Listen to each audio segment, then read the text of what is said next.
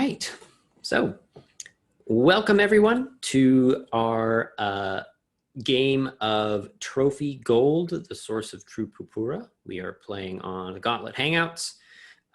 You can find more information about that down in the description below, as well as where you can get and find information about Trophy and the author of this incursion. My name is Sam Zimmerman. I use he, him pronouns, and I will be our GM, narrator, man of many words tonight, and I will do my best to not stumble over all of them. So why don't our players really quickly introduce ourselves? Let's go Dan, David, Maria. Hey, I am Dan Pusel. I use he, him pronouns, and I am playing Orlen, who is a lockpick, a sort of ne'er-do-well, who is also a disinherited noble who is working very hard and not doing very well at earning his way back into his family's good graces. I am playing Masero, who is not just kind of getting started with him, but he's an antiquarian who used to be a hapless peddler. He has some strange artifacts from his antiquarian occupation that he uses for their practical purposes, including his weapons and armor, which are unusual to say the least. The last thing we saw of Masero was him helping his companions on a strange boat of his own devising that did just so happen to sail across this strange inky substance. We'll see what else this adventure has in store for Masero, but he's trying to get enough funds to finance an expedition into the Blossoming Sea.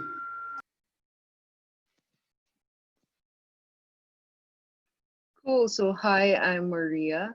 I'll be playing Rhea, whose drive is to resurrect the cult of Darwan, and they are an errant knight, and they're very stubborn. They're an ox, and yeah, I'm still getting to know her too.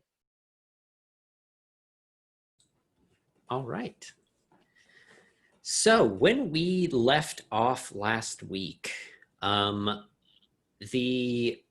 the two, Orlen and Masero had just made it to this island in the center of an inky kind of oil slick rainbow colored lake. The lake is situated in the bottom of a kind of a mountainous bowl.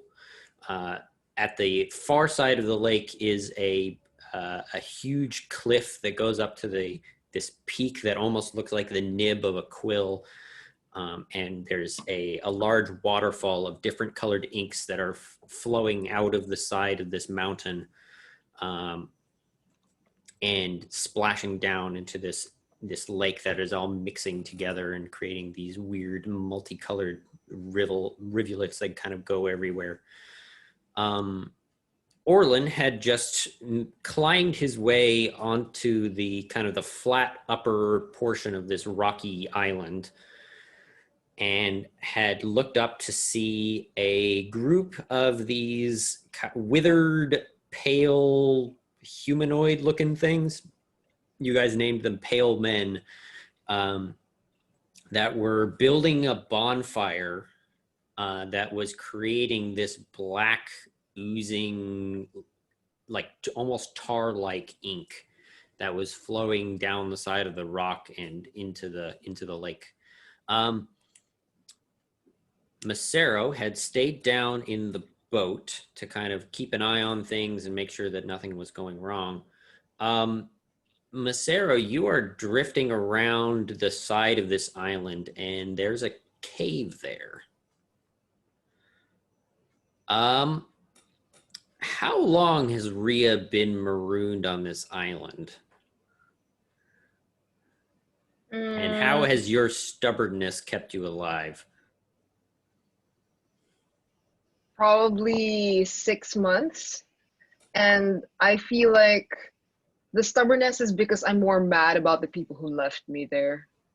Because I was, right? It's like vengeance. That's why I'm alive. Hell yeah. I need to, yeah, yes. There you go. Yeah, so there's one of these like kind of oak trees growing out of the side of the mountain that produces these almost like crayon textured acorns that Orlen had tried to eat earlier, and that's kind of what you've been subsisting on, and catching the occasional rainwater to keep yourself hydrated. And you see a boat kind of coming around the side of this island with this very strangely dressed character driving the boat. Masero, do you want to describe yourself a little bit, just so that we have an idea of how ridiculous this armor is? Yeah, so the boat's ridiculous too. Everything about the situation's strange.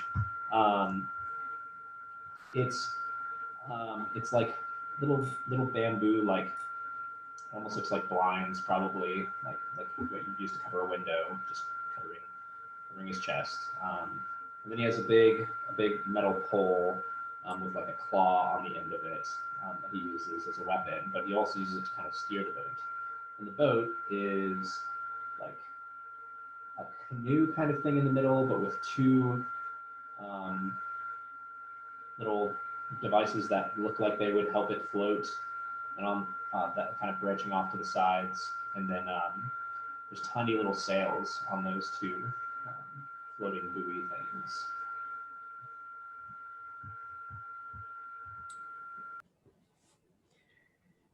Yeah, so Ria, what is your reaction to seeing a human being again? After 6 months, um, I feel like I thought that I would, like, I imagined this moment for a long while, and I thought that I would be so relieved.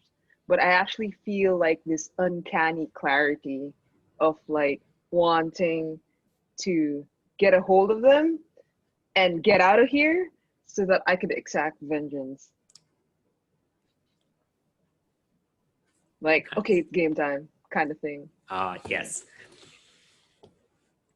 So it sounds like you're just gonna stride out, walk right towards this canoe, Mm-hmm. and kind of confront the poor antiquarian who is sitting aboard it. While that's going Like, on, Orlen yeah, go ahead. is up on top of this thing, and you had identified there were these this kind of large flat section of rock that had evidence that this was not the first time they had done one of these bonfires. So there were multiple little kind of ash mounds scattered across the top of this island. And you notice that in each one of them, there are what look like little glinty metallic somethings. Yeah. But there are also three of these things wandering around on the top of this surface, tending to the current bonfire. So what would you like to do? Well, I think are all three of these pale men sort of gathered around this bonfire? Yes. Okay. So they are currently like tending it and keeping it going and moving the bodies of their brethren that had thrown themselves on it, moving them around to kind of get the best airflow. It looks like they actually know what they're doing. Yeah. With this bonfire, which is kind of surprising because they haven't seemed competent at anything else. Ooh, let's see here. It's very tempting to start a fisticuffs, but I think 3-on-1 is a bit much for Orlen. I think he's going to maybe try and quietly sift through some ashes, see what these glinting bits are. Yeah, so this sounds like a hunt roll. Yeah.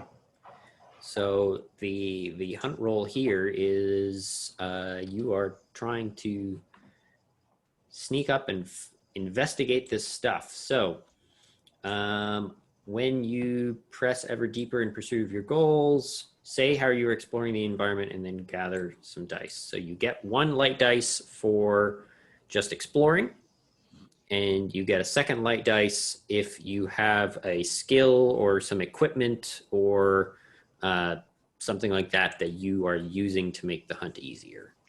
Let's see here. I think appraisal may fit as far as skills, to see if these glinty things are worth anything at all. Okay. I see where you're going with that. Yeah, and if not, he may, instead of getting down on hands and knees and sifting through things with his fingernails, yes, he has a handy crowbar on him that he can sort of poke and prod these ash piles with. Oh, So I like that. Yeah, I like that. Just trying to like stay as far back as you possibly can and only reach over with this crowbar. Yeah, I like that. Okay. Yeah, so roll us 2 dice. And so you at the bottom you can create light dice and dark dice in the create a custom dice button. Okay. And that'll let you kind of keep the 2 separate. And these are both light dice? Yep, so you get 2 light dice. Okay.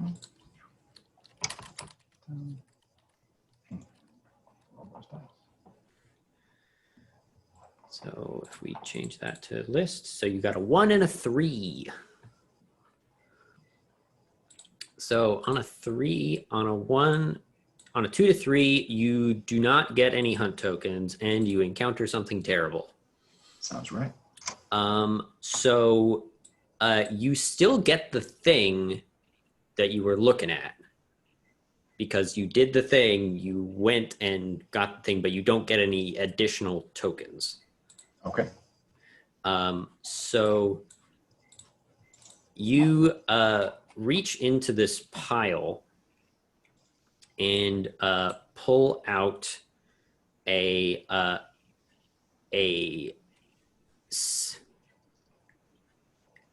ornate quill that is somehow not burned. And the metallic glinting that you saw was the metal nib of this quill that is carved in the shape of a beetle.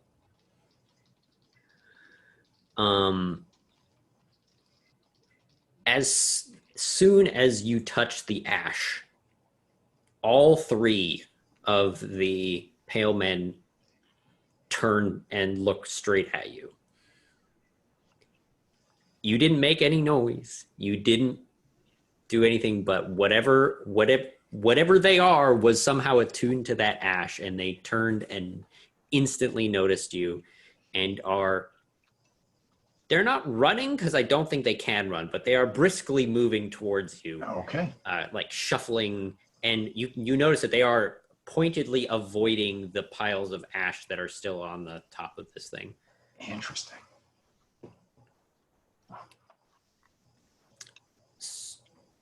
What would you like to do? I think at this point, maybe Orlen, instead of drops that crowbar and picks up a fistful of ash and just throws it at the nearest one. Okay. Yeah. So are you trying to engage them or are you trying to get away? We're making choices tonight. Let's say we're trying to engage them. Okay. So, let's have this be a combat. Okay. So first off, do you shout out to the other folks who are down at the bottom? I don't think so. That seems, yeah, that would be a smart thing to do. That would not necessarily be an Orlen thing to do. Okay. This is gonna be tough. I'll let you know that. I So, understand that. Okay.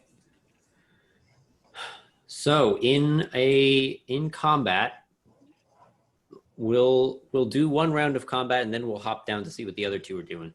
The first thing you do is you tell us how you are leaving yourself vulnerable in this moment. I think Orlen is only focusing on one of them at a time. So it is super easy for him to be surrounded or flanked or what have you by these other two. Okay. All right. So you're kind of being very single-minded about this. You then roll a single light dice. Okay. And this is your weak point, essentially. And so whenever this weak point comes up as part of combat, you take ruin. You take damage. So Okay. And one. That's actually one. That's actually a pretty good one. So for the first round of combat, you gather one dark dice for every fighter who is involved, which would be one, you.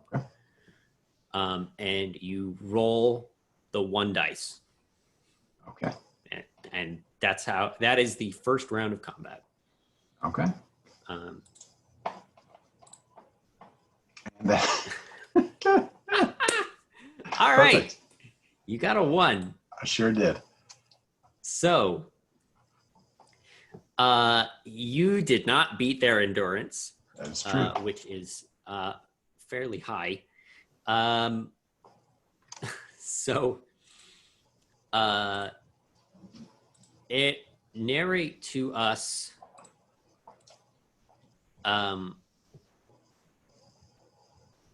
how you fight with these creatures to a stalemate where you take a hit. I think maybe after throwing a fistful of ash at one of them and seeing it does nothing, and no, it's just ash. It's not a magical thing. Orlen grabs that pry bar off the ground, and at this point they have these other two have sort of surrounded him, and so he's trying to keep his eyes on all three of them at once, but that is impossible at this point. And at some point, one runs up and grabs, and I don't know if it gets as far as biting him, but definitely gets a scratch or a hit in. Yeah. So I think So you're kind of waving this crowbar to hold two of them off, and you've got your shield in the other hand, and one of them manages to like grab a hold of your crowbar arm, and it looks like it is trying to like bite your arm, but its claws are like sharp, painfully sharp fingernails that are just digging into your arm, and the blood is starting to kind of seep through your jerkin to try and it stings like anything. More than like hurts, it just stings like you got stung by a insect or something. Just all kinds of paper cuts. Yeah. Let's hop down to Rhea and Masero. And you two are would Rhea have engaged in conversation when you walked up, or what is Rhea's like I feel like she would have these giant owl-like eyes and really assess Masero, and she'd be like, in her head, adequate, and she'd be like, so where are you from, and how do we get out of here? Yeah, something like that. And I'm like steering this little boat like, where'd you come from? Just been hiding out here? And she's like, she looks really horrible, but she has like this dignified like glare about her, and she's like, what was the last thing you said? Where'd you come from? From I don't know the geography around this world, but I just say from out back. Where'd you come from? Across the ink. Are you? What are you like? Like I don't know what Ria's doing around here. Like, do we know each other or have ever seen you before? Do you want to? I mean, as players, do you want to It like? might, I mean, it might I make think it it would be- easier to like try and Sure. collapse our group. So, Oh. Ria, you are an errant knight. Are you an errant knight for a guild or for a family or something that you would have a crest?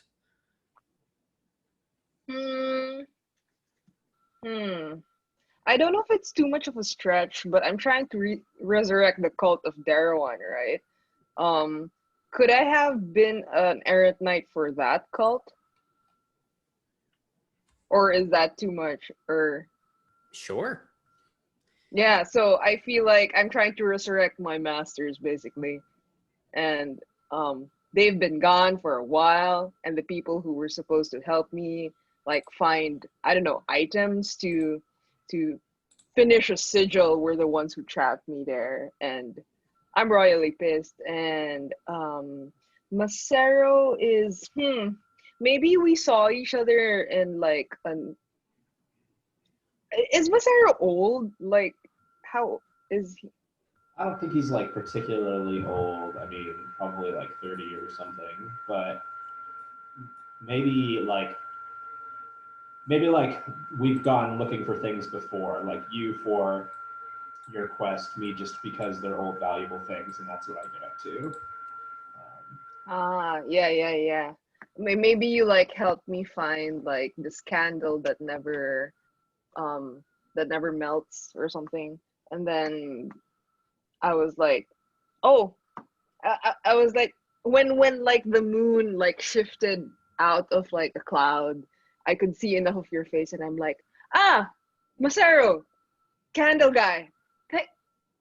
And then I try to not thank God because I'm like pissed at the heavens and stuff. And I'm like, and I'm like, what are you? Okay. And then I go like, I feel like I grumble a thank you and then ask you like a thank you of relief, like thank you, like I don't thank gods anymore. And then Sure. yeah. Yeah, I push my little coracle, weird boat thing closer, and I'm like, oh yeah, come on. Can't believe I run into you all the way out here. What's it been? I don't even remember. What misgivings do you have about this boat based on like our previous experience together and maybe my lack of reliability? I feel like it's too small and unstable. I feel like you always get like you never buy like you never acquire the equipment that is like like you always get the equipment that kind of fails after one mission. Like you never invest for quality stuff in the long term. So I'm always like, is this can this even handle two people? Oh yeah, there were three of us that crossed the water. I don't know what happened to one of them, but hop on. and I'm like gingerly like trying to get on the boat, but I'm also like, oh god, like there's another speaking human being, and I might not need to survive off of like chestnut rainbow thingies. Yeah, and I just like lean way out because it's like tipping precariously, but I'm just leaning way out to like make it balance back, and I'm just like not even saying anything about it. Like I'm just like, this is fine. Yeah, like these shoddily like applied plaques on the side of this boat is that's totally normal. It's a normal feature. I feel like I asked you like, so you said you had three people here. Oh yeah, one of them's climbed up the side. I was following him for a sec, but then I thought, you know what? I better stay with the boat. What's on the boat? Well, the boat's on the boat. I mean, we gotta have a boat to get out of here, right? But maybe if we can secure Mm, it someplace, we can climb up after him. That's probably the point that you hear Orland scream from That's up him. top.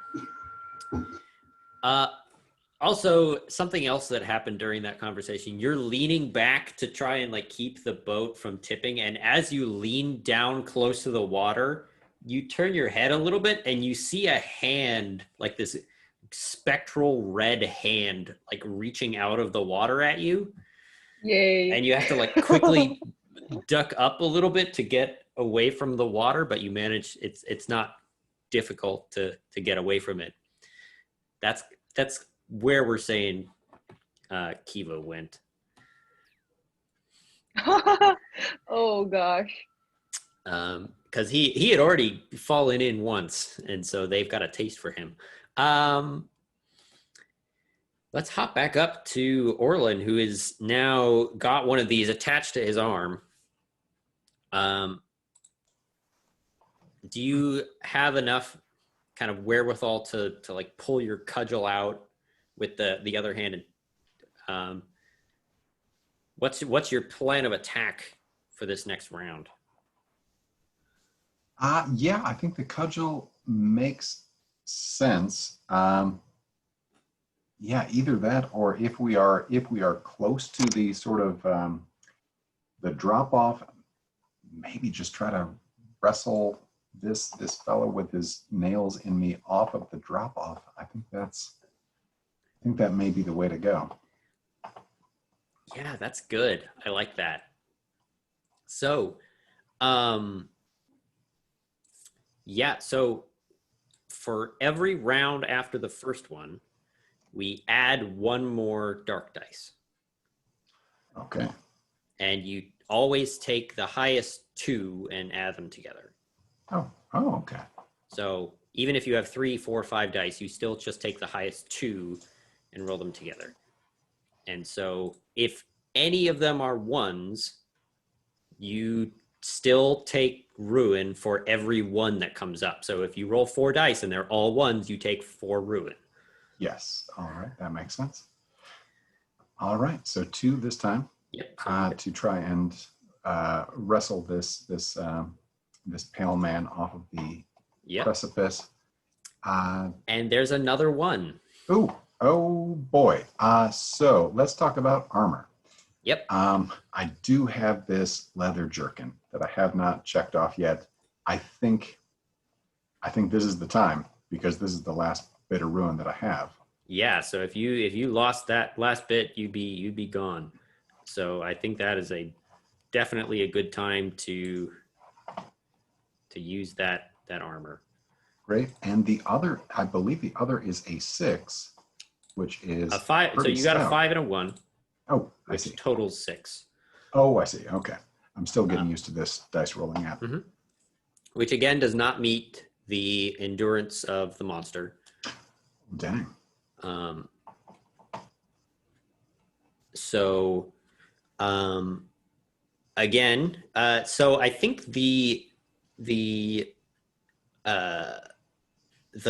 your armor is going to protect you from this one that's on your arm is finally going to like keep you still long enough to try and bite you, but just gets a big mouthful of your leather shoulder pad and just like tears a chunk of it away. But how do you kind of hold off these other two while the one is like tearing at your shoulder?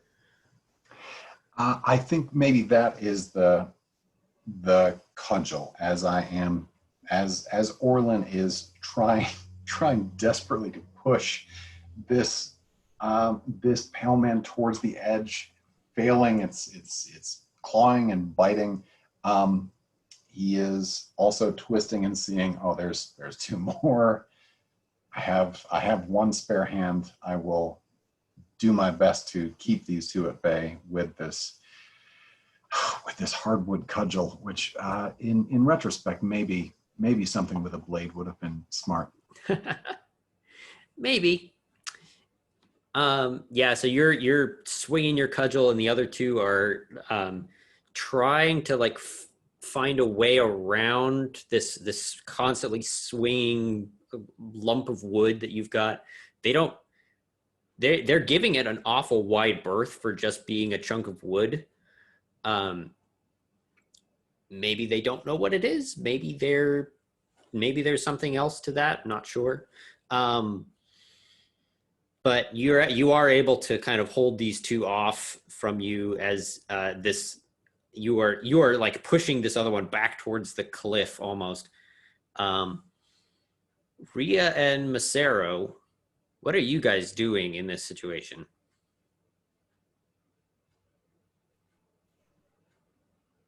I feel like I find to stomach the embarrassment of being like stuck in an island, and then the first time that I see someone is also screaming in the island that I was stuck in, that I was supposed to be alone for X months.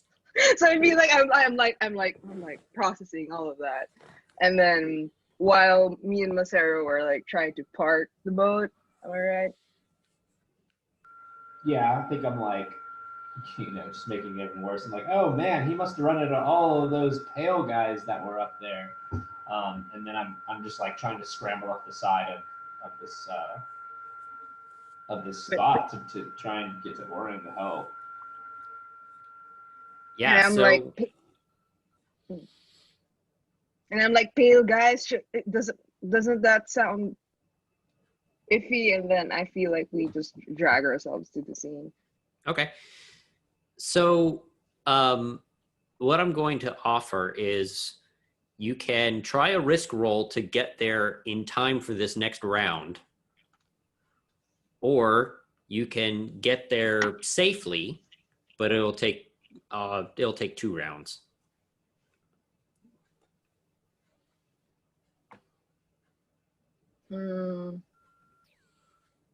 What are you vibing, David? I mean, I'll do a risk roll for it. Sure. Okay. So the way this works, what do you hope to achieve?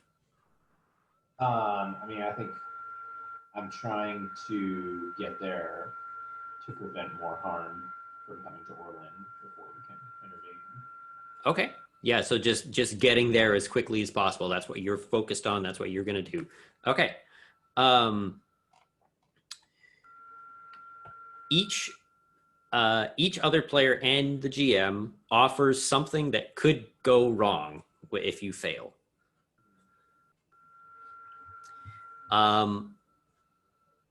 The thing that could go wrong that I'm going to offer is you are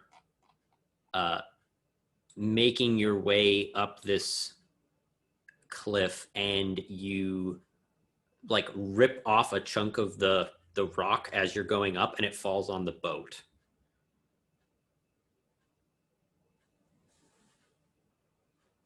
Dan and Maria, do you guys have things that could go wrong here? These are not things that will go wrong. These are like Possible. setting the tone for how bad we think this could go, essentially. Is there anything else established on the island other than the pale man and that I've been stuck there and the chestnuts? Like other creatures. There's this bonfire ritual that they're doing. Who the pale people? Yeah, I thought of a better one. No. I feel like what would be interesting is that if the pale people did have shadows, and that the shadows were like also people in a sense, and that those were the illusions that were fighting us. That would impede us from reaching or Okay, so there's that. like these shadow versions. Oh, what if it's the ink, like the black ink Yeah. forms So into creatures and it's starting to pull you down off the side of the island? Yeah, that's good. yeah, yeah. So it's like the bonfire thing was like a ritual for them to resew their shadows back to their feet, and they're not done yet.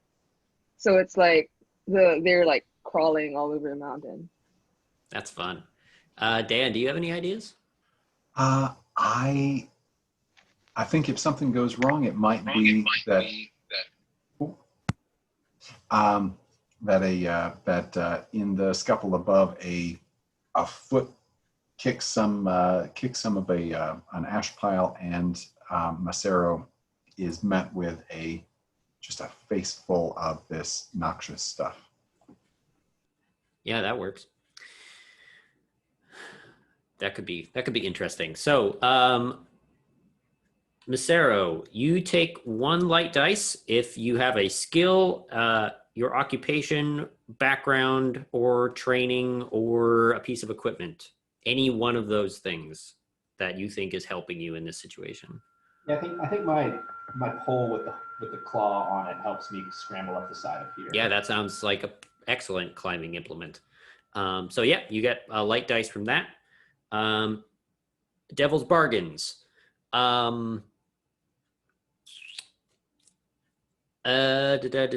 Devil's Bargain. Let me look at your character sheet real quick.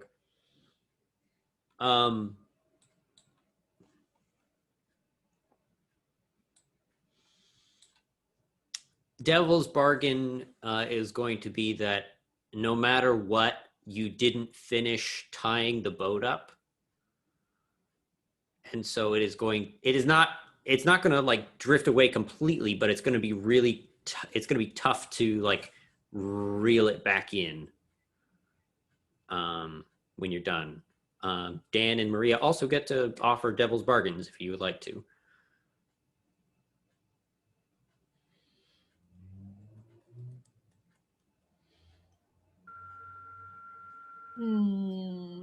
Damn. You have to or not necessarily? You don't have to. So Yeah. Devil's Bargains are optional, but like I get an extra die if I choose to take it, and this is your opportunity to like dramatically change the fiction, generally in a way that's like maybe not a good thing, but maybe just like something really different. But the GM still has to take it. So you could say something like very unusual, like no matter what, like the Pale Man like have wings that burst out of their backs and like carry something off. Like you could say something, you could make up like all kinds of strange things at this point, but the GM still has to take it. You're an antiquarian, right? So you study myths, right? So I have a feeling that I think it'd be I don't know if it's funny, but I feel like it'd be ironic if like as when you were studying myths, you were scared of the Pale Man. Does that make sense? Like phobia or something. If you want, and then you can get an extra dice to add that to the fiction. Okay, so like no matter what, I have a phobia or my phobia of the Pale Man is triggered or something like that. Yeah, but it would also mean that you know about them a lot, but you hate them. Okay, that's interesting. Yeah, that's a fun one. Dan, do you have one to offer? I love that one. That's awesome. I'm into it. I want to know why I've got a phobia of the Pale Man. If the GM's cool with it, I'll take that one. So you get a second dice. Would you like to? Are you risking your mind or body while you're doing this? I don't know. What do you think? How risky? Like I don't know how. I don't have an idea of how treacherous this little climb is. The nice thing about Trophy is we don't have to decide now. If you want to re-roll, then it is going to inherently make it risky. Yeah. So okay. You're welcome to just kind of say I'm I'm gonna take the easy road for now, but if it gets tough, then I'm gonna have to make some choices. Okay. Then yeah, I think I'm not risking myself just yet if I'm not Okay. having to. That's fine. Okay, let's see. So I'm rolling two dice here. Yep. Roll, do it. That is a 5 and a 3. All right, So five's all right. Yeah. on a 5, you succeed, but there's a complication. Or you could add a dark dice to try and re-roll and get a 6. Okay. Can I know what the complication is before I roll? Yeah. I think the complication is going to be that the route you took put you right underneath where Dan is fighting, so you're not going to be able to fully get up onto the ledge, and you're going to have to like try and fight with your hook from underneath where you are. Okay. All right. I'll take the complication. I'll take Okay. that. Yeah. So it more narrative than anything. All right. So, Rhea, are you following him up? Yeah, I'm boosting his foot. I love that. Yeah. So, yeah, I think,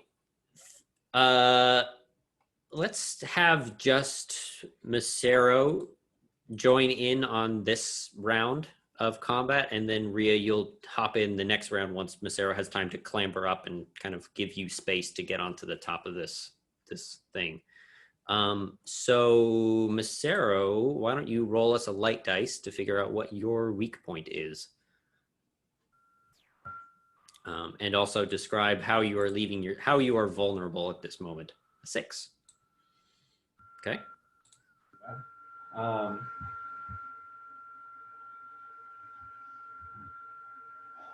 Okay, so what? Say again what you want me to describe? How are you vulnerable at? How are you leaving yourself vulnerable right now? Oh, I think it's just that I'm so low to the ground, like, and I'm still kind of on this cliff edge. Like, I can get hit in the head, or like. Yeah, you can't see the other I could two. go tumbling. Yeah. You can't see the ones that are farther in. You can just see the one that's kind of like hanging right above you. Yeah. Okay. So, Masero adds another dice. The round adds another dice, so you're up to 4 dice.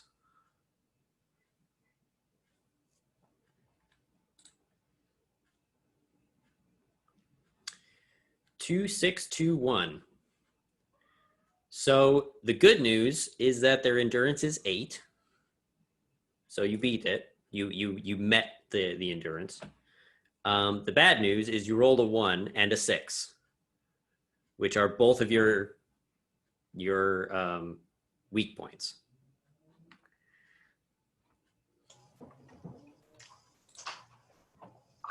Yeah, so I think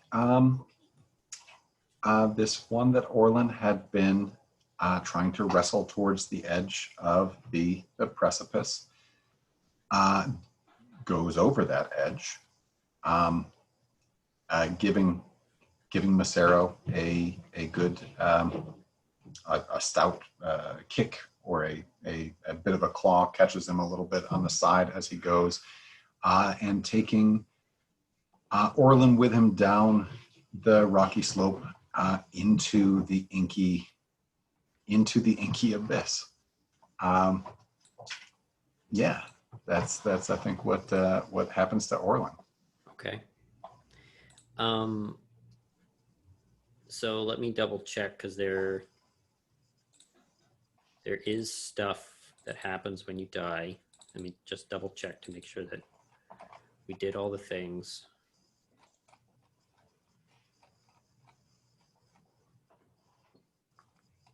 Sorry, give me a second. When your ruin reaches 6, you lose yourself to the wilds that have been growing inside you. You choose whether you become a monstrosity in service to the forces of nature, or whether you simply die. This is an important moment. Everyone focuses on your last actions before you run screaming into the shadows, turn violently against your fellow treasure hunters, or take your final breath.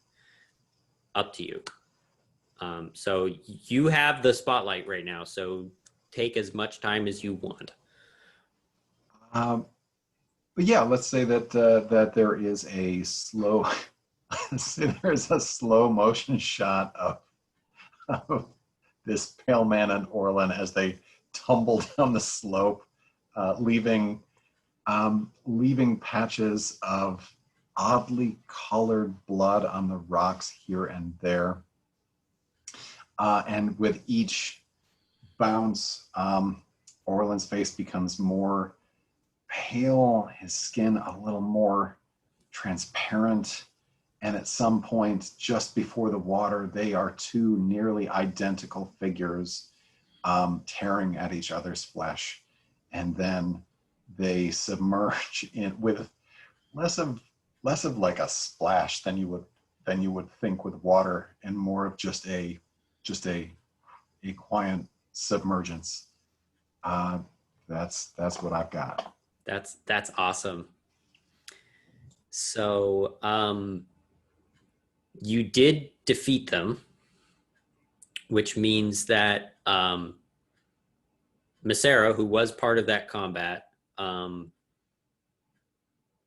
how do you stand up and like get up onto this cliff and beat the other two? I don't think I do. I just pull them off and they go tumbling down. I love that. That's fantastic. So you're just kind of like levering them off the cliff. I'm just grabbing them and I'm getting them flung. And Ria's sitting in the boat watching these bodies go flying over top. Yeah, that's great. So Masero, you because you defeated these creatures in combat, you get to roll 8 gold dice. In this case, just 8 d6s, and for every 6 you get, you earn 1 treasure.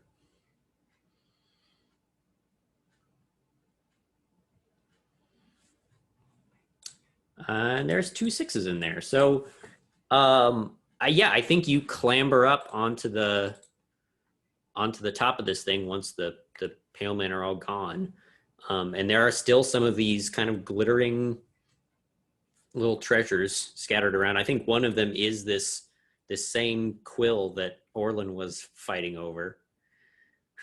So there's that on the ground, but you also find a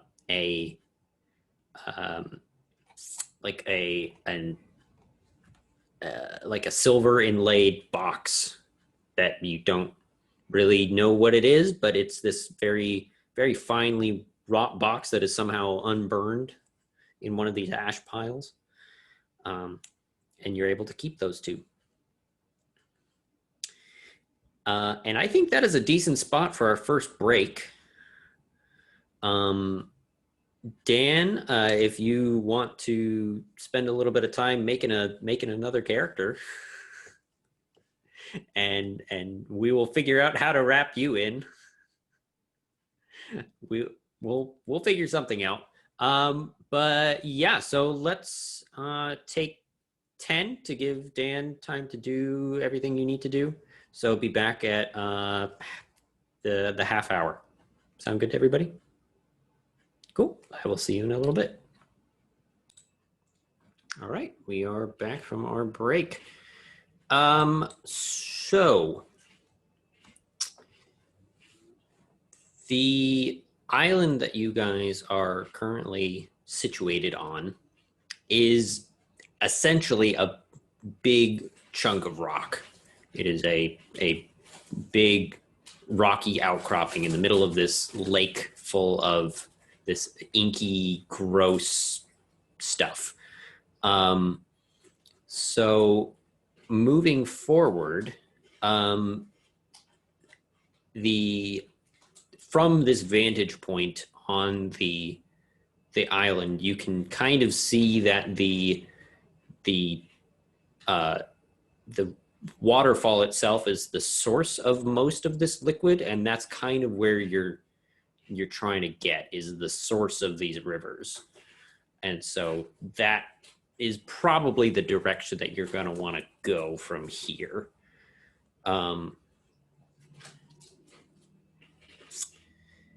Who is interested in kind of taking the lead with this? I was wondering if Dan has a feeling of where Nima is in the island, or honestly, I kind of want to just act out how Ria reacts to Masero being like, "Yo, your friend just died," and what are you doing with are you really taking all of this stuff? Also, what the hell is that box? You know. So the stated goal for this set was get to the island and understand what's going on the island. And Okay. so before Kyle left, he spent 3 tokens, and you guys didn't have to make any rolls or anything to get here and understand what's going on. So that was the goal of the set. Okay, and understanding what's going on means we understand that there's like some weird. So if you guys guys go up and start poking around in the rituals, I will tell you everything about what's going on this island. Okay. No questions. No rolls, no nothing. Yeah. I mean, we have an oracle on us and an antiquarian. I feel like the poking would be natural. Yeah, that does make sense. Yeah, I think wrapping up like the set is the kind of meta order of business right now. So I was wondering if Masero could identify something about the box that he just got from the just dissipated pale people. Like, do you recognize anything on the design? Is there something odd about it? I don't know. I think because this is a little bit more OSR, that it's a little bit for the GM, unless Sam just giving me permission to. Yeah, so the box itself is locked, and so it's going to be a tough. It's going to be a tough cookie to get into whatever is in the box, but you can guess that even the box by itself is valuable.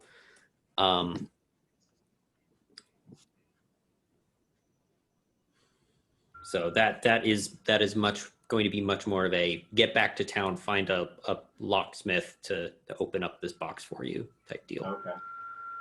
The quill doesn't open this box by any chance, does The it? quill does not open the box. Okay.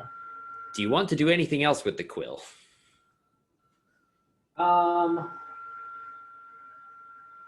don't think I want to stumble back down to the ink right now, but I think I last time narrated having a little stopper of green ink. Yeah. That might wait for like an opportunity that we like to make camp or something. Or I guess Orlen just passed away, so I might try and make a little sign for him here, a little grave marker. Okay. Yeah. That makes sense. So are you trying to do that with the quill, you're saying? You're like... Yeah, I think I'm using the green ink and the quill. Okay. You stick the quill in the ink, and it flies up out of your hand and turns into a beetle with 2 feathers for wings. Okay, does it like get away? Nope. It looks at you expectantly. So this beetle will follow simple instructions for as long as it has ink to power it. Oh, well, okay. Yeah, I'll elbow Masero and be like looking straight at you, and Yeah, yeah. and and then I also say sorry for your friend. Too bad he was also a locksmith, right? Isn't it a little bit strange that the box can't open for when we lost our locksmith? Is Yeah, I mean, I'll like look at the box and look at the bug and be like, can you open this? And it like runs into the side of the box a couple of times and then turns back into a quill and falls on the ground. Well, you tried. I'll scramble down and like try and get a little bit more ink into the little pot, and like, I mean, do we like recover Orland's remains, or did it end up in the ink, or? I think Orlin said that he got no. dropped in the lake, so he's in the lake. You're in the ink. Okay. Yeah. So that's 2 companions in the ink. Is there a pattern with the powder of like surrounding where the pale men were situated on? Something weird about the campfire, or Yeah, so you head up and the bonfire that they were making has this very specifically built bundle of sticks sticking out of the side of it, that has been like kind of lashed together in a very tightly and almost like jammed into the side of this bonfire, and the smoke is entirely billowing out through the sticks. direction, like in one of the directions, right? Yeah, so it's almost getting like chimneyed sideways. And you poke around at it a little bit, and the entire inside of that bundle has all been burned to charcoal. And the black kind of oozing liquid is, as that charcoal cools, it basically liquefies and drops to the ground as this black tar ink stuff.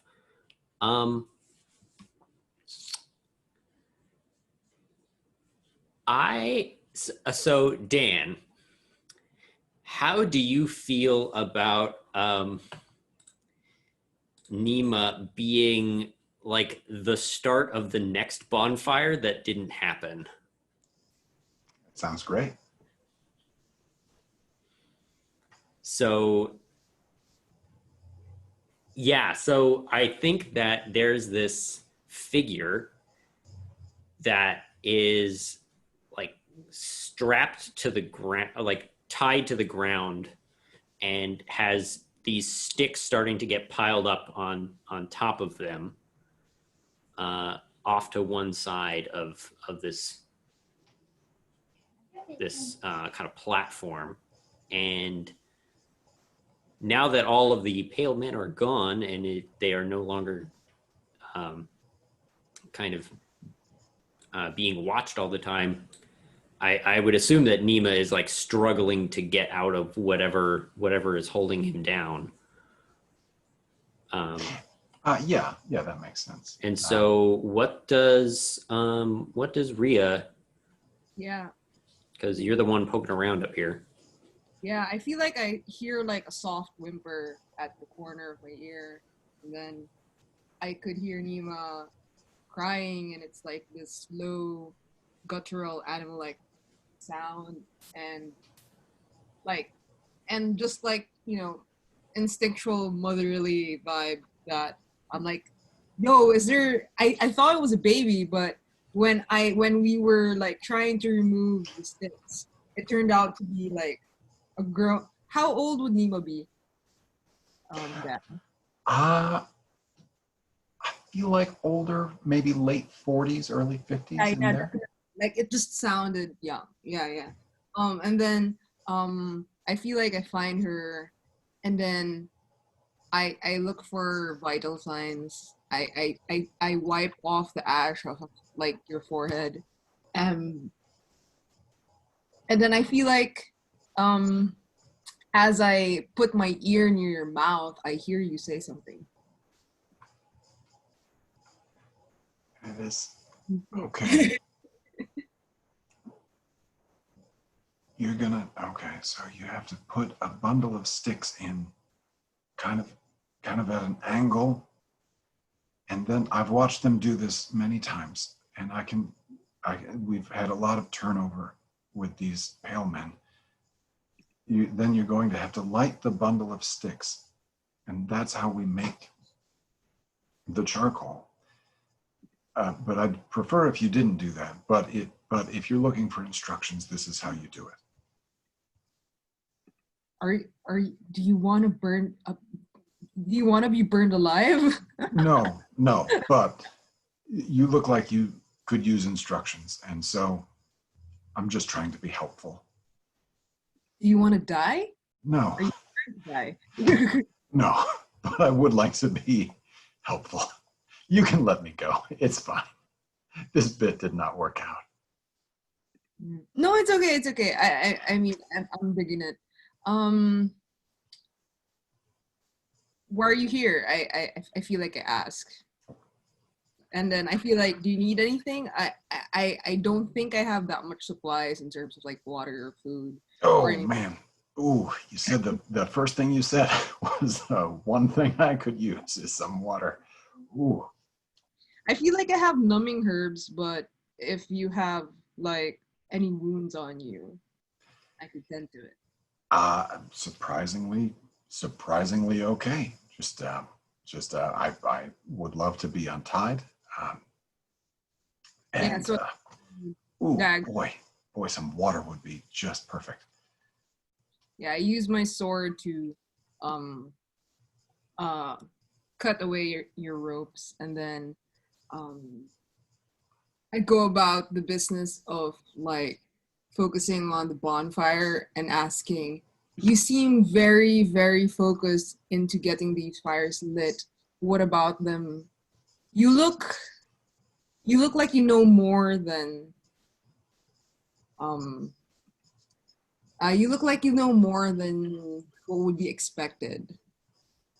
What are these fires for?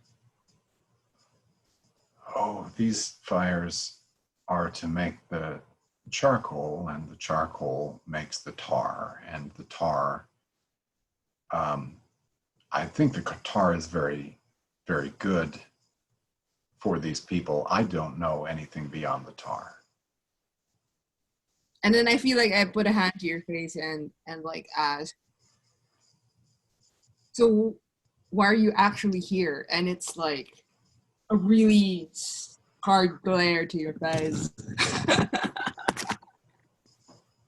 Such a good question. Yeah.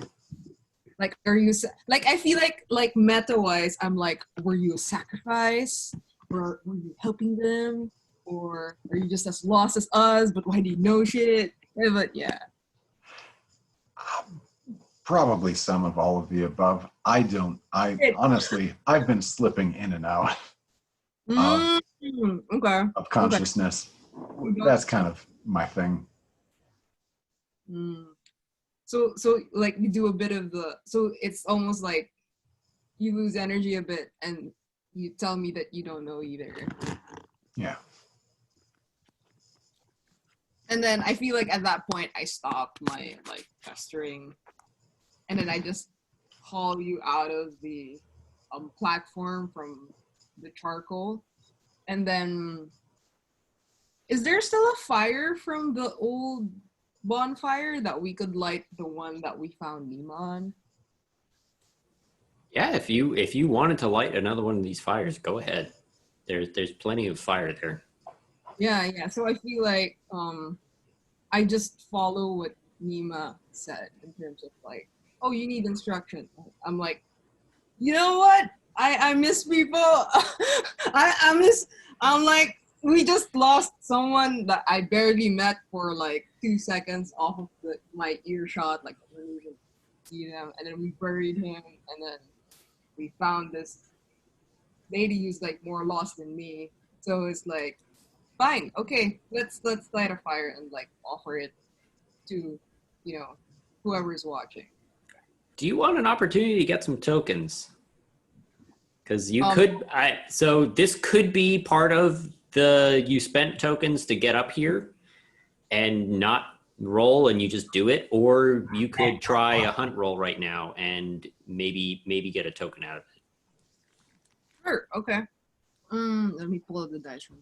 So you get a dice for just doing a thing, for as part of exploring the set or poking around at things. You get a dice, and then you get a second dice if you have equipment or skills that you think would help you with what you're doing. Yeah. can I- I'm like staring at my stuff. I did a numbing herb, but it wasn't for the lighting the fire. What were you gonna say, Dan?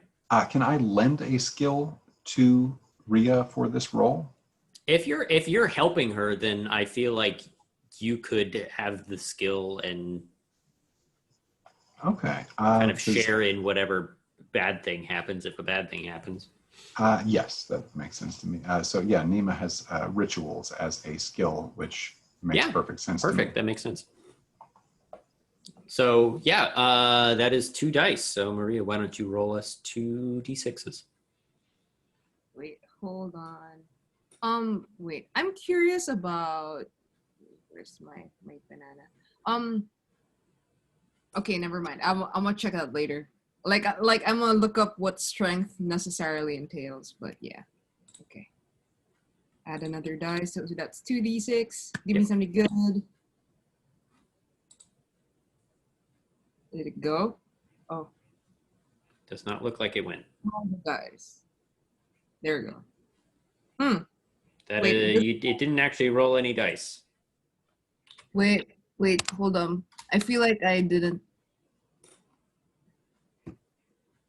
There you go. Ah! That is 2 2s. Wow!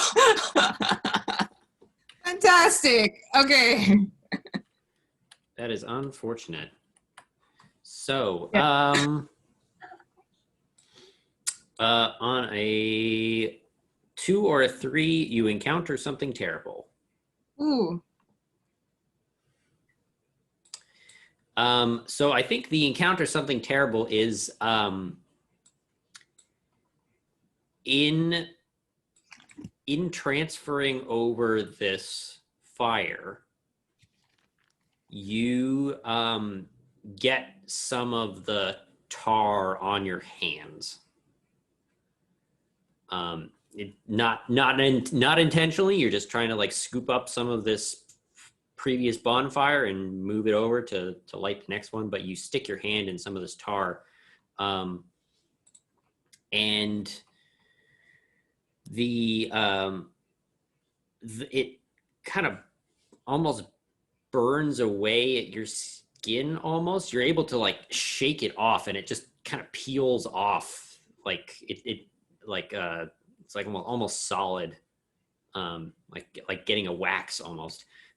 But where it was, you can see the veins under your hand, and they're black.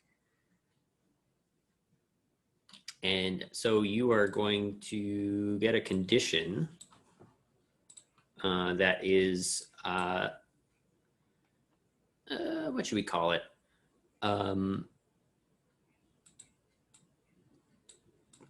Tar-blooded. Where do I see that? Oh, okay. So in the very, very top right. Yeah. So that is something that you can resolve back at town. Okay, so you do manage to put this bonfire together, and it starts burning away. Yeah, and I feel like I asked Masero if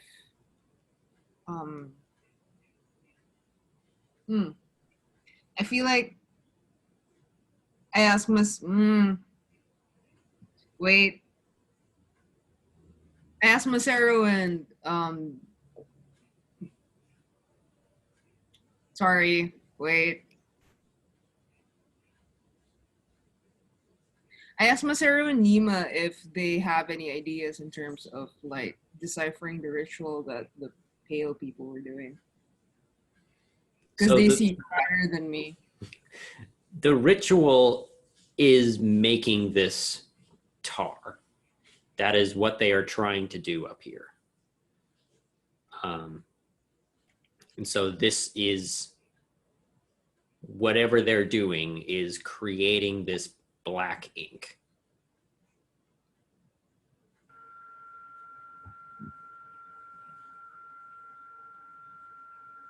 I'm gonna be looking for clues and things about what this black ink is about to try and understand the situation. If that involves dipping the quill into the black ink, then so be it.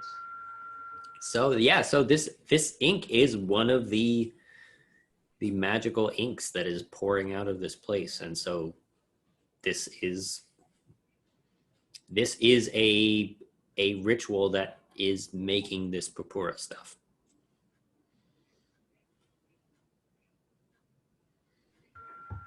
Okay, so the pale men are into making a strange ink and feeding it into this already plentiful river. I don't know what else they're up to.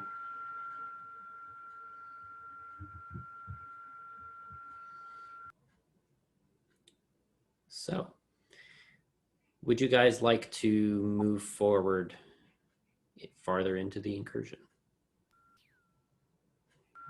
Sure. Okay. So, you guys know that the source of all of this is kind of what you're here for, and so making your way over towards the waterfall seems like probably the best path forward. Masero, you're the one who's kind of like guiding this boat and steering the boat. Can I ask you for a hunt roll to kind of start us off in the next set? Yeah.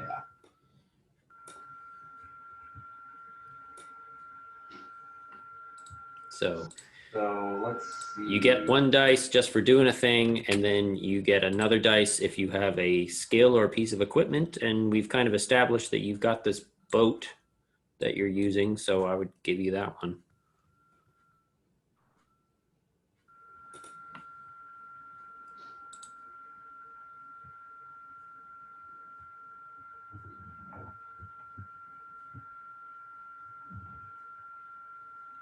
And there's a 6. Awesome. So on a 6, you get a token and you don't find any bad things. So you are deftly able to kind of maneuver around this crashing waterfall that the base of the waterfall isn't splashing like you would have expected it to. It depending on what color is hitting the water at any given time, it is either just kind of hitting the surface and skittering out before falling in. There's a kind of a brownish, brackish ink that is just piling and mounding up before it slowly oozes down to the same level of the rest of the lake. The red is this kind of chunky, gelatinous ink that is kind of hitting the surface and kind of splatting out like dropping a bowl of Jello. But you're able to navigate around all of this kind of chaos that's happening. And behind the waterfall, there is a large cave that you are able to kind of steer this boat into and dock fairly easily at the edge of this lake. Inside the cave, there is a large tunnel that heads back deeper under this mountain. The tunnel itself is very large at first, but quickly shrinks down to be almost no higher than 8 or 9 feet high, and thin enough that you have to walk single file through this kind of tight squeeze.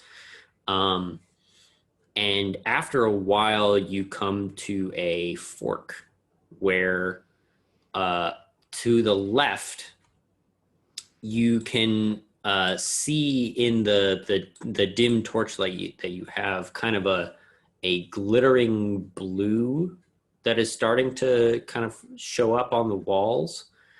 And the path on the right, you get this almost like sulfurous burning smell, like blowing down from the right. So which way are you guys interested in going?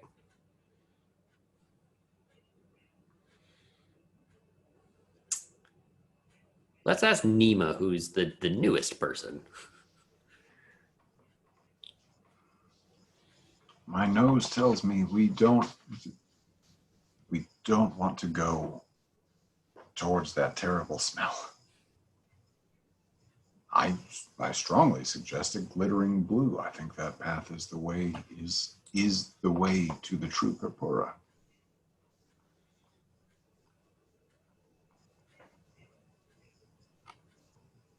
I just have a very sensitive olfactory. I can't take too much burning smell.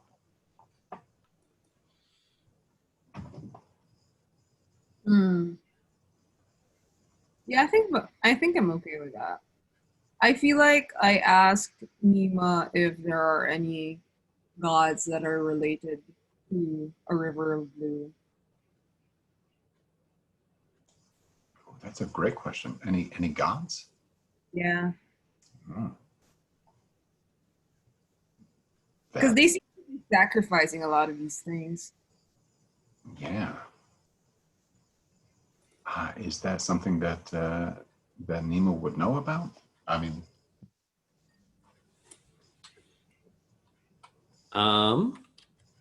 That is entirely up to you.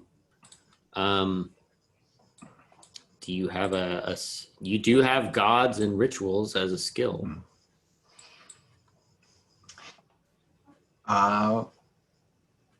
Yeah, I think Nima can spin a quick tale about like about the woman of the stars and how there's this goddess who weaves the night sky, and like every so often she'll put in she'll do a dip stitch of silver, and that's where the glittering comes from, but everything else is this cobalt blue yarn, and it sounds really good. This story. Go ahead. And then I'm like, and I was so impressed, and I'm like, you ever served in her cult? Oh no, I serve different. I serve a different god, very different. And then I feel like I buy your story enough that I'm like, okay, fine, river god, okay, and then I would walk to the direction, convinced to the direction that you prefer. All right. So you guys make your way into the kind of the glittering blue caves, and the goal of this set, so you can spend 3 tokens at any point to follow the sounds echoing through the tunnels to their origin. And so you make your way down these tunnels, and very quickly they start to branch and break, and soon you guys are almost caught in this labyrinth of these blue glittering caves that will occasionally open up into this pocket of what looks like walking into a geode where the walls are just covered in this blue crystal that is growing these large chunks. And throughout the entire cave system, as you guys make your way down, you can hear this almost metallic clanging coming from somewhere up ahead that is echoing back and forth. And sometimes it comes from ahead of you. Sometimes you turn a corner and you think it's coming from ahead of you, and now all of a sudden it sounds like it's behind you. And it's kind of this confusing cacophony of crashing, banging.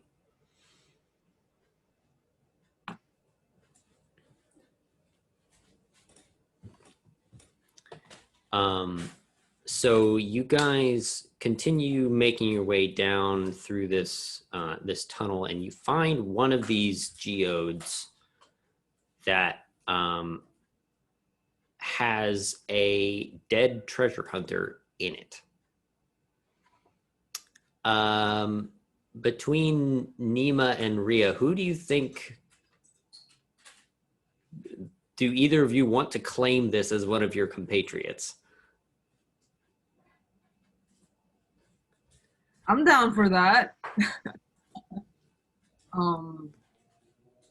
I feel like it's one of the people who trapped me here. Yeah.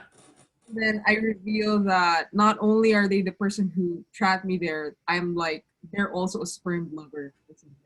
Ooh, Like, okay. Yeah, we got into like a spat before they left. And I feel like, how do I know there's a soul trapped in the geode? How do you know there's a soul trapped? So when you come upon the body, it is lying face up, kind of leaning against the wall, and it has multiple vials and bottles scattered around it. Its eyes are completely glazed blue, and it is dripping this blue foam out of its mouth that is spilling onto the ground. I feel like when I get there, I do the whole double take that I did with Masero about like not knowing who the fuck this was, and then when I get closer, what the like I actually know who he was, and then the first impulse I did was slap him, and but the thing is, when you I did slap him, and he is solid. Yeah. Oh, I like that. He doesn't I like that. move when you hit him. So he's like a rock or like ice. It feels like you just punched the wall of this cave. Wow. And then I shake my hand, like trying to like swallow the pain. and then I stare more into his eyes. And okay, so I've identified that this was someone I know. There's rock. Is the sounds like louder? If you want to try and follow them, you can do a hunt roll, try and figure out where they're coming from.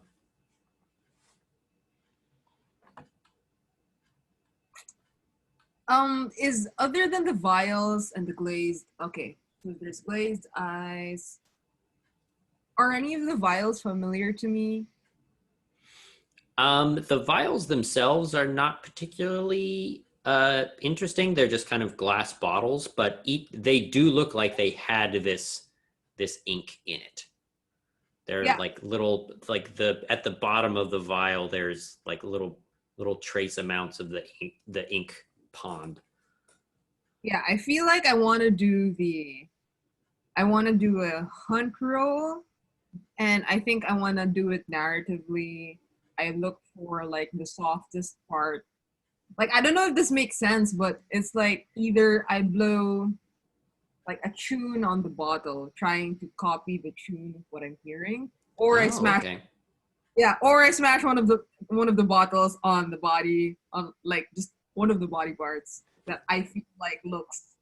Oh, I like that one. Let's go with that one because that's cool. Okay.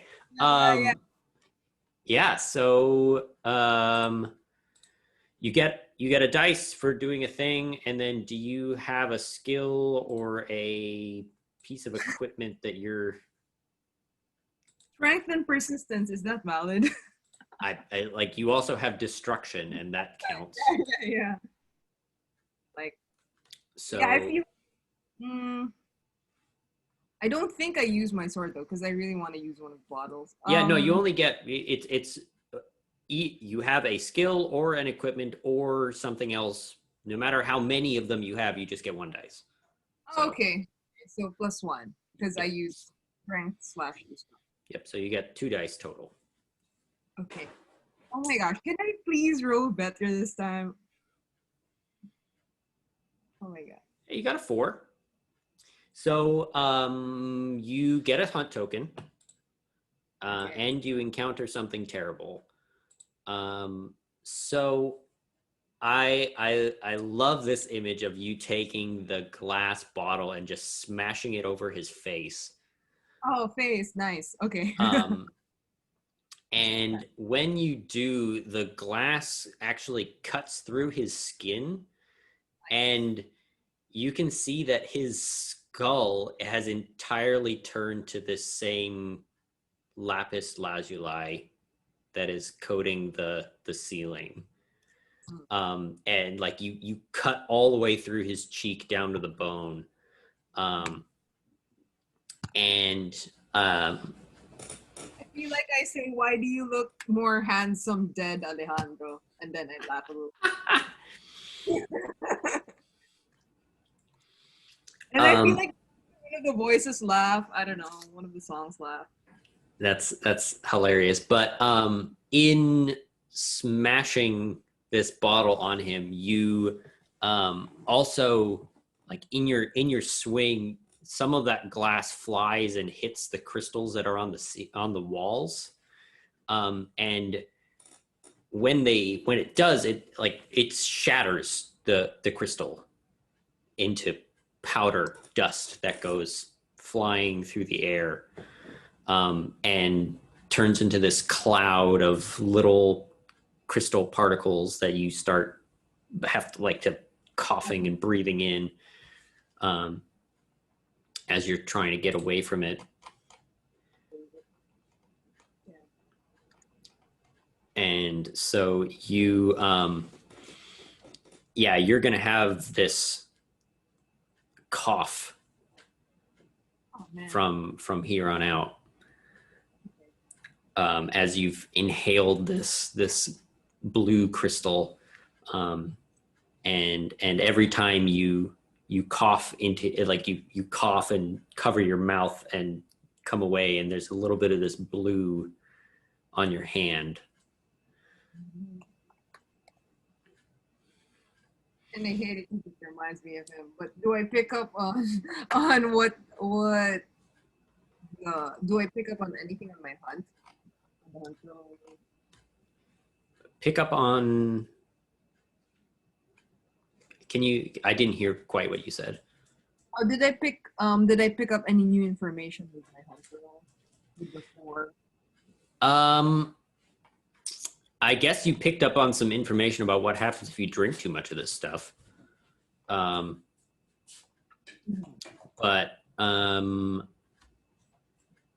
the clanging sound still sounds like it's coming from kind of the same direction in this cave. So you could head closer to it, but nothing in that route has really changed that much.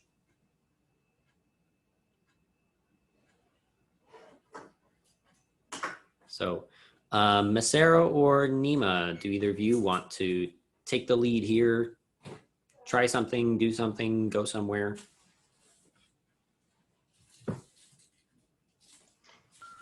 Well, if no one else is going to take it, this man's skull is made out of valuable minerals. Let's I mean, doesn't look like there's any love lost between the two of you. Yeah, and I help use my sword too, like. Oh, that's going to be a lot easier. Oh, that's a lot better.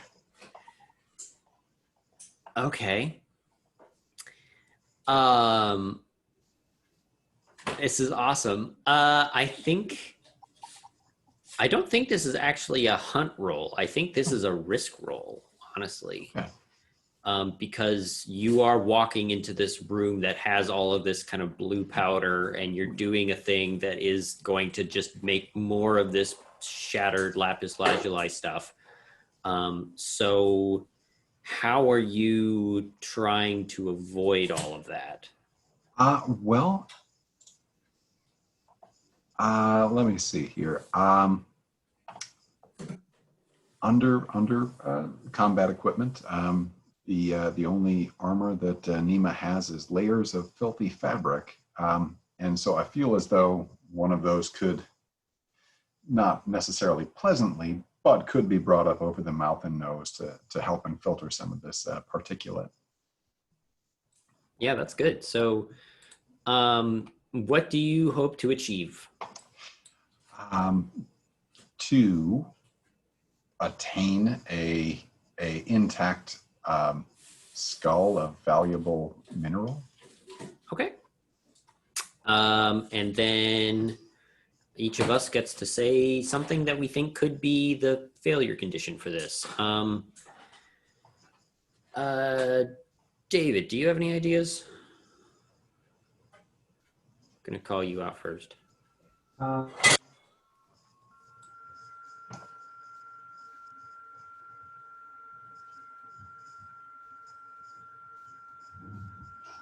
mean, okay, so you're messing with it, trying to get the. It's still attached. I believe so. Yeah. Yeah, I think the obvious thing is like it fragments and creates a whole bunch of powder, and you inhale it, despite your efforts not to. I think that's the obvious bad thing that could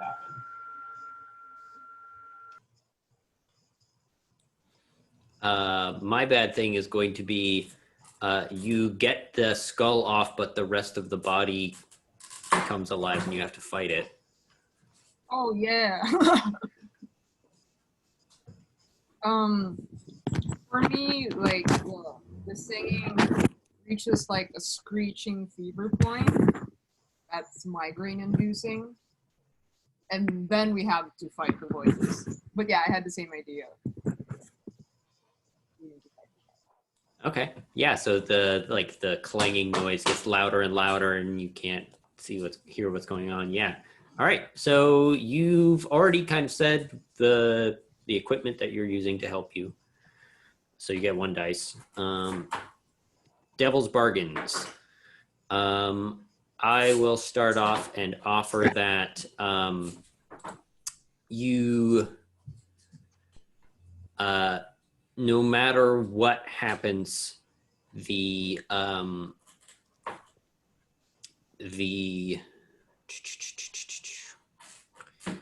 why don't we say that no matter what, you are going to cave in this section, and so you are going to have to basically rush away and move forward, and you can't go back the same way. You're going to have to find a different way out. Maria and David, do you guys have Devil's Bargains you want to offer?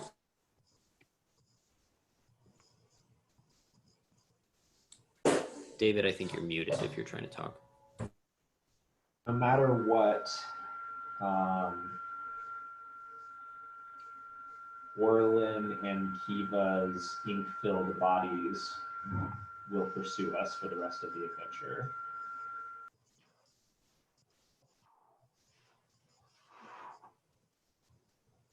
That's cool too. Damn. Trying to stare. I usually draw cards for like prompts, and I'm like staring at the cards that I'm drawing. I feel like one of the ink creatures forms into like an animal, like a deer, but and one of them emerges like from the head that we're gonna decapitate. And wait, it's too similar to the first one I said.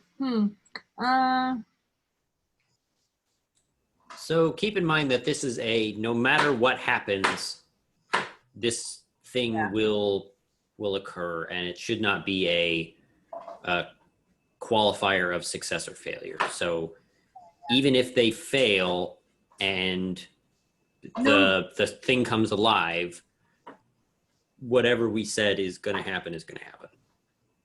No matter what, Alejandro's ghost / voice is gonna impede all the rituals that Nima's gonna do for the rest of the adventure. Like, it's gonna talk. The head will talk in their bag while they're trying to do shit. But only Nima can hear it. Yeah. I like that a lot. Yeah. Which one of those do you want? That the talking skull is awesome. I love that. Crystal skull. Yeah. So that is a die just because, a die for so equipment. you only get the die just because on hunt rolls. So Okay. with a risk roll, you get the 2 dice for equipment and devil's bargains. Okay. So it's 2 dice.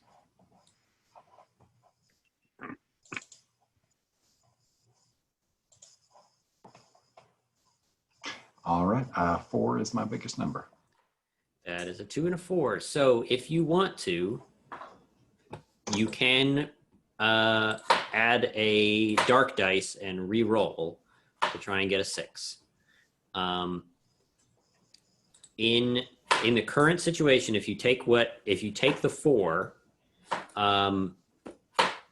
what is going to happen is you will you've protected your mouth from this stuff, but a little bit of the powder is going to get in your eyes, and it's going to be like burning, stinging in your eyes.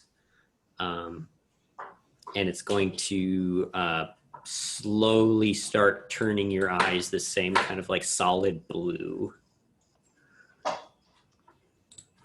Oh, I see what you're saying. Yeah. So if you want to, you can try and re-roll and get the 6. Okay, yeah, let's try that. Number of dark, 1. Number of light is 2. Yep. So it's the same number of light dice, and you just add a dark and re-roll all 3 of them. Okay, let's give that a shot. That is a 5 and a 3 on the light dice. I see. Yep. So it is still the same result. 4 and 5 are the same. You can keep re-rolling as long as the dark dice is not the highest one. And you can every time you add another dark dice. Yeah, I think I'm not going to press my luck beyond that. Okay. Yeah, so you can write down the condition eyes of lapis lazuli. And so as the incursion progresses, that's going to get worse. But yeah, you now have this talking crystal skull head thing that is going in your bag. You can write that down. Masero, are you sticking around to do stuff, or are you just saying we should get on with this and figure out where this tunnel goes? Yeah, I think I'm trying to press onward. I don't know that I want to mess with this body. It's kind of seems like bad news. Yeah, so let's have you make a hunt roll as you're trying to navigate through these tunnels. Okay. So, do you have anything that you think is going to help you in this? Torches. Torches, perfect. That is a great thing to be using right now. So you've got this kind of glittering blue torchlight that is bouncing off the blue crystal walls. And that's the reason you can't tell that Nima has like the blue eyes. Oh yeah, that's good. I like that. Okay, I got a 5 and a 3. Okay, so you get a hunt token, and you encounter something terrible. So you are making your way through this this tunnel, and as you're going, there are now two noises that are distinct from each other. One of them is this metal clanging that is very clearly getting louder and louder and louder. And the second is almost like a pressure wave that just hits you, and you don't hear it, but you feel it in your chest. There's this thud, thud, thud, rhythmic pounding, almost like a single pulse continuously beating your chest.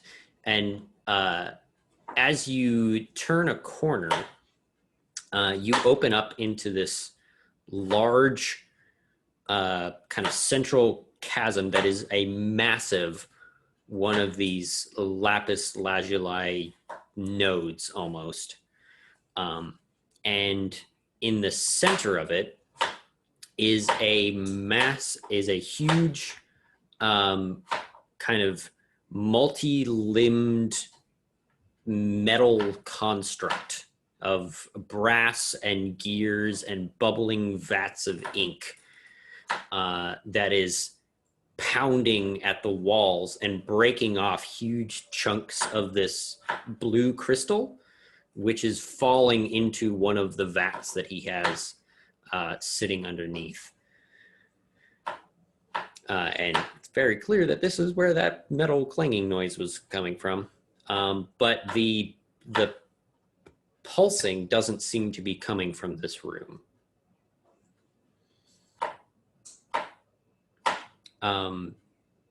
So the golem thing doesn't seem to notice or care about you guys. It just continues doing what it was doing as you guys enter into the room.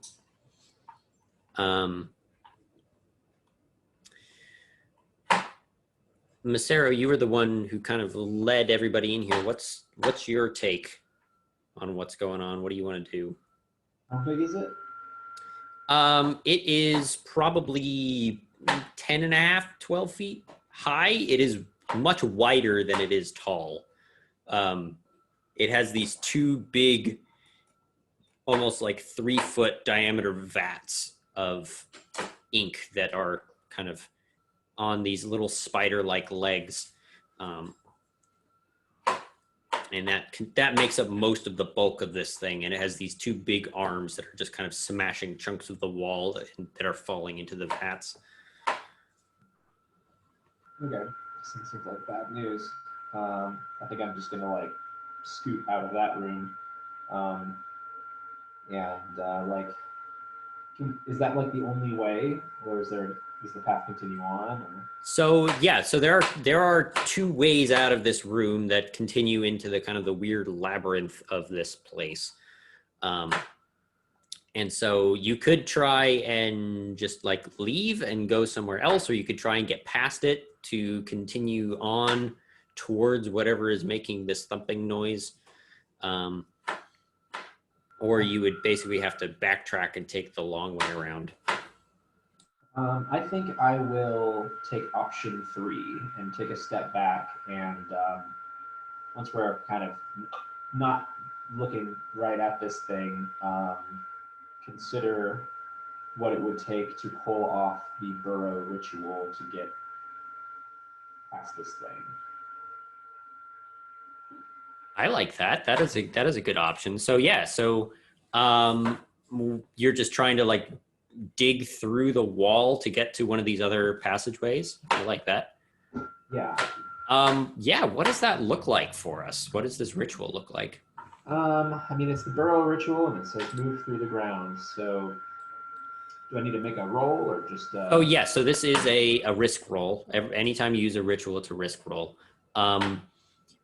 But I'm kind of thinking, like, do you like draw a rune on the wall, or do you have like a material component that you're like tossing at the wall, crushing a mole skull or something like that? What is this ritual? What are the process of invoking this ritual? I think that the process of this is to you have to like it can look silly, but you have to channel and believe that you are like a burrowing creature of some kind, and then you can like you don't actually like dig so much as you like just pass through the ground.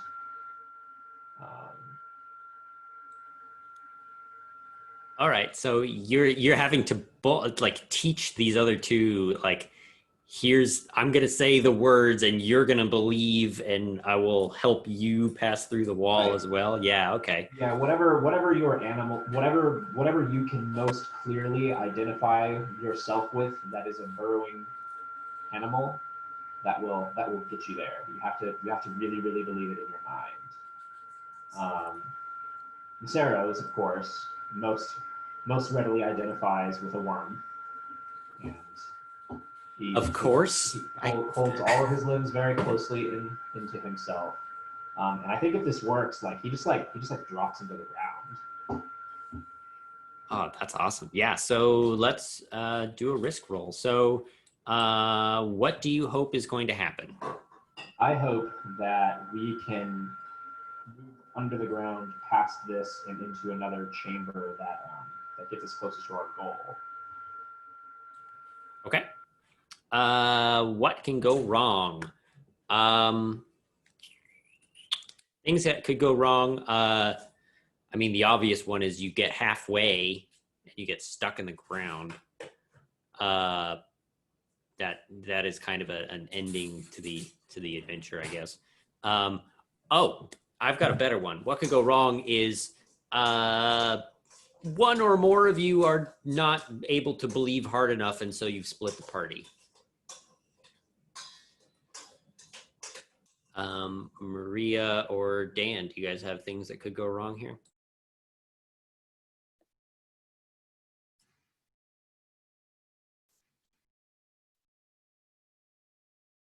Oh. I feel like it's a weird reason, but I feel like okay, no, Dan can go first. I'm still trying to sort it out. Okay. Well, I mean, same here. I think one or more of us could believe too much and gradually transform into the burrowing creature that we so believe we are. Okay.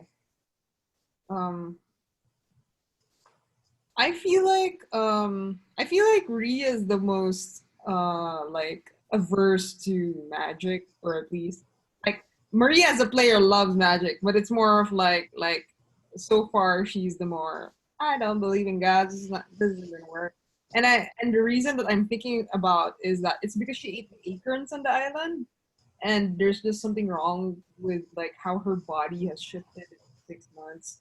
Or that doesn't really, but that's too specific to my character. So I was like thinking that maybe people have a hard time eating for some reason after. I don't know. Yeah. Something about shifting that makes it just harder to eat like a human or like a ranger or whatever. Yeah. Traveler, I mean. Yeah, we'll come up with something. So do you have, David, do you have a piece of equipment or a skill or some part of the environment that you want to use to help you? So I'm guessing like the move itself, the ritual move itself does not accomplish that. Having the ritual does not count as a skill. That is it is a narrative excuse that you get to even roll the thing in the first place. Well, I have a pickaxe. Yeah, that's great. Like you have to channel through this digging implement to help you dig. Maybe I like scrape the ground a little bit until I find like a worm or something. Yeah, you like it helps you believe. I love that. So you get a dice for that. Devil's bargains. The devil's bargain I'm going to offer is that in order to do this, you have to go through a vein of this blue crystal, and so you're going to get exposed to some of it. So no matter whether this works, we're exposed to blue crystal. Specifically you. I am. Okay. Maria or Dan, do you have devil's bargains you want to offer? Bargain is that we should have walked because burrowing causes more shadows and we get shadow creatures. In Shadow Realm, we don't pop up the other side. Oh, like magic is drawing them to you guys? Just being in a really dark place just makes us very vulnerable, and that's why they find us fast. Okay, yeah. Dan?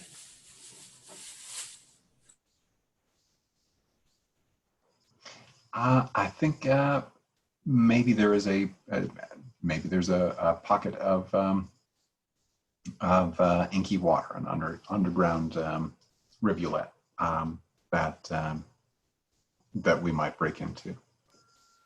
So I've got no matter what, Masero is exposed to the blue crystal, or no matter what, shadow creatures are on our trail, or no matter what, we all get exposed to ink.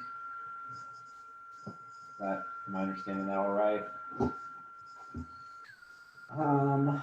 I don't know that the last one was necessarily that you get exposed to ink, but it's more of you are now in a cavern that is mostly flooded and have to deal with that. Oh, I see.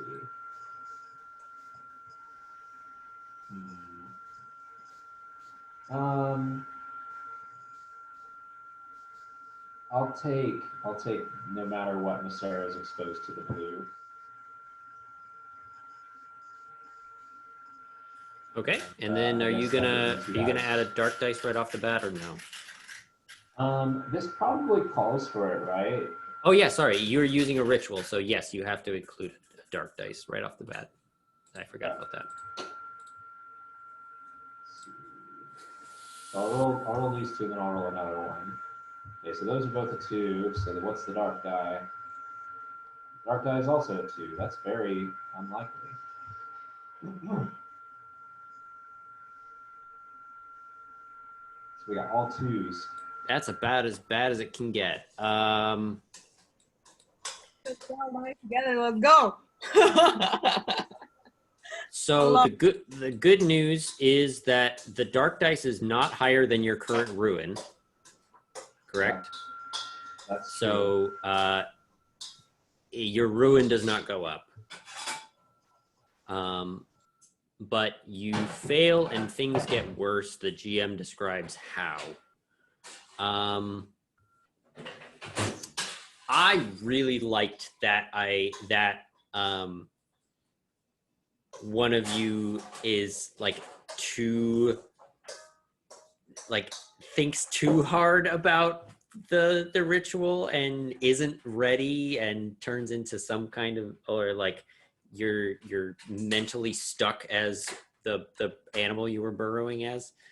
Do we have any volunteers? Also, Nima and Marie, what animal were you thinking of? It's funny because the deck that I was playing with is an animal deck. So it's like all the cards I've been drawing were animals. So it's like, well, it's just ironic. I am a bird. A pigeon. Yeah. Oh, like a burrowing owl type deal? A pigeon that tends to act like an ostrich about hiding their head and stuff. What did Nima pick? Nima has got a whole rat theme going on, so a burrowing rat. Yeah. So yeah, do you want to lean into that? Oh yeah. All right, so Nima starts going full rodent. Does Nima's stuff also become smaller along with their rodent body, or is it do you need to grab their stuff with us? Because I would need to carry the talking head. Oh If it was yeah. smaller. I don't know. So I don't think you go like you are a rat now. I think it is you, like something clicks in your head, and so now you have all of these rat instincts. And so in stressful situations, you are going to react like a rat. And so like if you get into combat or you get anything like that, your first instinct is going to be do what a rodent would do, which is probably run away. But I do like you get a little bit smaller, and like you get this like almost like all of your arm hair gets this like little bit of like rodent fur quality to it. I like that. So in the grand scheme of things, this does make it you do make it through. So the now you have this like pseudo rodent person that you're gonna have to babysit a little bit. But you do manage to kind of sneak your way around this cavern. Really quick mechanical thing. You guys get to name this thing. Ooh. Since you made a risk roll and in an attempt to avoid it. So on the bestiary tab, there is a like the section 34 to 36. There's an option to name this thing. What do you want to call it?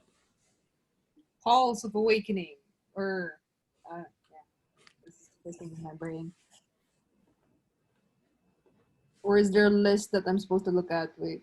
So nope. You guys get to call it whatever you want. This big golem mechanical thing.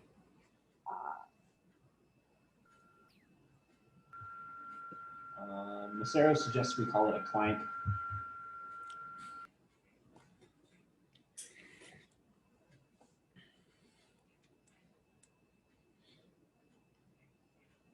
So do you guys want to go with that? Yeah, clank works. Okay. So yeah, you can call it that. And for mechanically, if you guys go back to town, you guys can then spend some gold to learn weaknesses and maybe try and understand it a little bit better, do some research on it so that if you run into one ever again, you can maybe have some advantages. But yeah. So going back to the hallway that you guys kind of find yourselves popped out into, the mechanical banging is happening behind you, and the pounding thrumming is now ahead of you down this hallway. And you make your way down the hall through another set of these kind of twisting, winding corridors, and eventually find yourselves in a low-ceilinged cavern that has been very clearly carved out of the rock.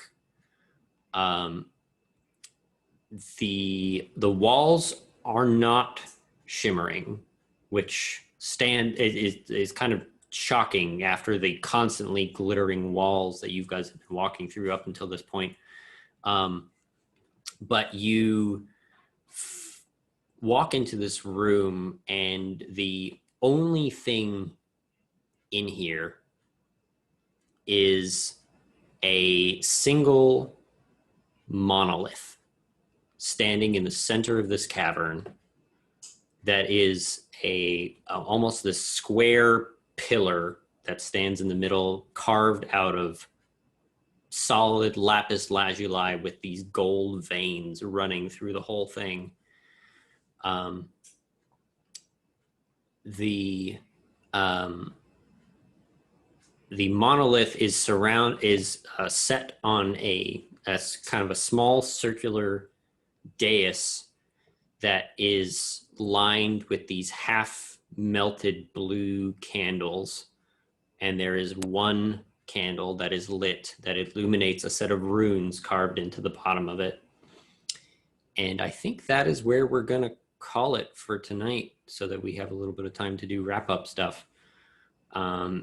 So thank you all to anyone who's watching the YouTube video. You can find out more information about the Gauntlet at gauntlet-rpg.com.